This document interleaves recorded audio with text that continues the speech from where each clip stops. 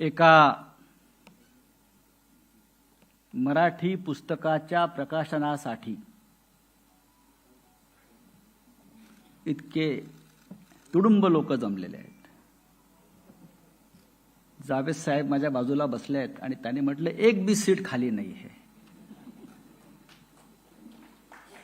जावेद साहब, ये मराठी लिटरेचर की थोड़ी ताकत है।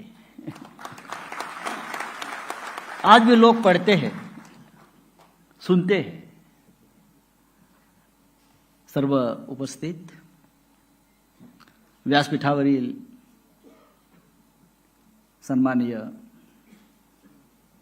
जावेद अख्तर साहेब, जे आपल्या आजच्या कार्यक्रमाचे प्रमुख पाहुणे आहेत, आणि त्यांच्या इतकी योग्य व्यक्ती आजच्या कार्यक्रमाला लाभली असती असं मला वाटत नाही। ते नुसते कवी, लेखक, पटकथाकार नाहीत। जिथे जिथे अन्याय होईल, देशात जिथे काही चुकीचं घडेल, तिथे जावेद साहेब हे सातत्यानं आपला आवाज उठवित असतात। आणि म्हणून जावेद साहेबांचं इथे असणं हे अत्यंत आमच्यासाठी प्रेरणादायी आहे। माननीय शरद पवार साहेब, त्यांच्याशिवाय हा कार्यक्रम होऊ शकत नाही। माझा तेही पडद्यामागे अशा अनेक लढाया आमच्यासाठी लढत राहिले आणि समोरून लढत असतात। माननीय उद्धव साहेब,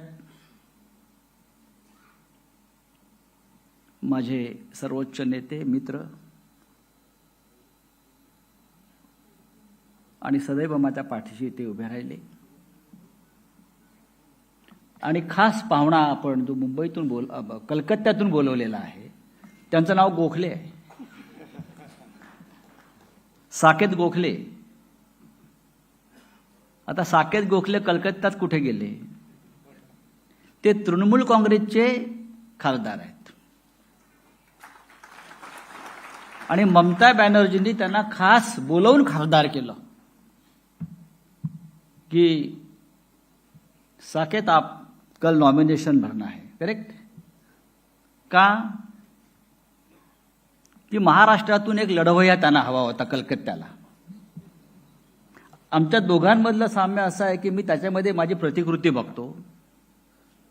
तेही तुरुंगात होते, ईडीच्या चक्रव्यूहात, आणि मी सुद्धा होतो। आणि साकेत गोखले हे गेल्या काही काळापासून एक तरुण राजकारणी, उत्तम पत्रकार, उत्तम लेखक आहेत। ते मूळचे मुंबईकर आहेत आणि त्यांची आई सुद्धा इथे आलेले आहेत। आणि आमचे शरद तांदळे, हिमतीचं काम त्याने खरोखर केलेलं आहे। उद्या तुम्ही ईडीसाठी दरवाजे उघडे ठेवा। पण एक सांगतो, यापुढे ईडी आपल्या दारामध्ये येणार नाही। ईडीचा